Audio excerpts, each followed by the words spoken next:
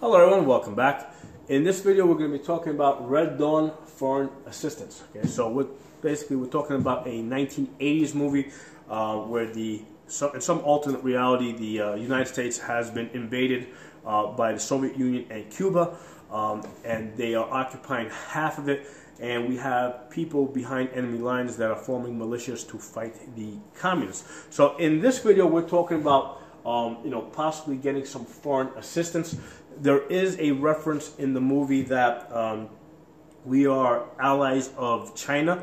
Okay, there's a pilot, that's injured in the movie that tells us that we started off with 1 billion screaming Chinese, and we're now down to 300 million screaming Chinese. So we can infer from that that the Chinese are actively fighting the Soviets. Also at the beginning of the movie it tells us that NATO has fallen apart, so we can probably kind of guess that there's also some fighting going on in Europe between the Soviets and and the Europeans. So from our perspective, what can we hope to get in terms of foreign assistance? They may be able to provide us with some supplies, particularly guns and ammunition. Okay. In mid-1980s, AKs, AR-15s are not all that popular yet. They really didn't become that popular until the Clinton ban. Okay, and by banning them, they became the most popular guns in America. But at that point, AKs and ARs are not that widely owned. So in the movie, we start off with hunting guns, and then we end up using AKs. And presumably we're getting them as battlefield pickups. But we might be able to actually get some directly from the Chinese if there are allies in this, okay? It's not likely they would be providing us with food because, food does kind of go bad, as you're trying to transport it over long distances. So primarily we'd be looking for things from them that we can't get on our own. And under a Soviet occupation, we really can't make guns and ammo, okay? We might get them to attack some hard targets for us. It would most likely be along the shoreline, right? They probably wouldn't be able to get deep into the United States to attack, let's say, missile bases, or so that's a possibility. The other thing that they might be able to do for us is help the different militias that we have coordinate with each other. We probably don't have very good communications technology, so they might be in a position to do that for us. So this is something that they might be able to do for us here in the United States. But more importantly is what they might be able to do for us offshore. Okay, they might be able to attack offshore assets of the Soviets. And the basic idea here is that if the Soviets are busy fighting the Chinese and they're busy also fighting the Europeans, that's less resources that they can put into fighting us here in the United States. So we want to try and spread out the Soviets as thin as possible. So ideally, we want, even in other areas around the world that might be under Soviet occupation right now, we want to get, militias fighting all over the world. And that might come back to this, right? As far as coordinating militias, the Chinese might be able to supply, arms to different militias around the world to just keep the Soviets busy, so they're not just focusing all their efforts in one area. Okay. Now they might also be able to actually attack the supply lines, okay? Because the Soviets, they got to bring, men, equipment, and other supplies all the way from Russia to the United States, and China is kind of in the way, okay? And likewise, if they want to come the other way, Europe is kind of in the way. So that's a long distance that they have to travel, even though they may have, the Soviet military may be very powerful at their bases where their troops are concentrated. Supply lines are typically very vulnerable, and they will typically be using civilian labor on those supply lines, and they're going to be very lightly armed. So this is a something that our foreign allies could do for us. They might also be able to attack food and fuel at the sources. Okay, so I believe there's only one place that's producing fuel in the Soviet Union at this time, in the Ukraine. So the Chinese might be able to attack that directly. or again, they might be able to attack the supply lines as it's being transported, or if there's any, intermediary stations where they're storing it, they might be able to attack those sources, okay?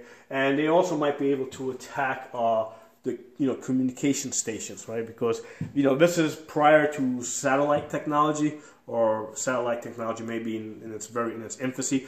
But if our foreign allies are able to attack different, relay stations along the way, it would cut off communications between the Soviets here that are occupying the United States and and the Kremlin, basically. Okay, so that's something that our foreign allies might be able to do for us. It's very important for us to consider that during the American Revolution, okay, part of the overall American strategy, and we are talking strategy here. When we're talking about foreign assistance, we've gone beyond just tactics. Now we're talking about a strategy to actually win the war. It was the strategy of the colonists to get France involved in the war to help fight the British. Okay? Because at the time you had two superpowers. You had Britain and you had France. It is highly unlikely that the colonists would have been successful at that point in time unless they had the assistance of the French, okay, during the American Revolution. And the French provided, arms, ammunition. They provided actual soldiers, right? And very important, they provided us Lafayette, okay, who was a military commander that was extremely valuable and basically assisted George Washington and his other commanders, okay? Really important, and what's often neglected, okay? One of the great things that the French did for us is that they attacked the British assets in the Caribbean, okay? At the time, the true wealth, the true moneymaker of Britain was in the Caribbean, okay? So by the French moving their navy down there and threatening those British assets, Britain had to move its navy down there. That's really the reason why we won that battle at Yorktown, where Cornwallis surrendered his army to George Washington. The reason why Cornwallis, went to Yorktown is because he was expecting the British Navy to show up with reinforcements there. Okay, the reason why the British Navy never showed up with reinforcements is because they got tied up with the French Navy. Okay, so that was the key component of that victory at Yorktown. So again, by keeping the British Navy busy, they were not able to assist Cornwallis at Yorktown. So that really is what forced that surrender. So again, so these are the things that our foreign allies can try and do for us. Just keep the Soviets busy at different points around the world. And finally, one of the things that they might be able to help us with is a full-scale invasion, similar to the American invasion of France during World War II. Okay, and in that case, what happened is the militias, or the French resistance, as it was called in France, they provided intelligence to the Allies for that Normandy landing, and then even when they got on the ground over there, they continued to provide intelligence to the Allies. So that would basically our role as a militia would change if let's say Allies actually got onto U.S. soil and were trying to defeat the Soviets militarily here. Now, the one thing to be careful with foreign allies that are actually invading your land is that you may be, basically trading out one conqueror for another. Okay, and again, the example of World War II, the United States invaded Europe on one side, and yeah, we kind of got out after the war, but the Soviet Union also invaded Europe from the other side, and they chose not to get out. So the Soviets actually, occupied the areas that they freed, and that's where the Iron Curtain went up. Okay, so that's a possibility that you may be able, your allies may be, they may be helping you now, but later on they may be your conquerors as well. These are the things I wanted to mention about with regards to foreign assistance. And like I said, now we're talking about overall strategy to win the war. And in a situation where half the United States is under occupation, right? And the American army has been pushed back, or half of it's been defeated, and all you have left is the other half. In a situation like that, you're not looking at a short-term war. You're looking at something that's long and drawn out, and you're probably going to need some foreign assistance if you're at the point where half of your country is occupied. So a couple of things for you guys to think about. If you guys have anything to add, please put it in the comments section.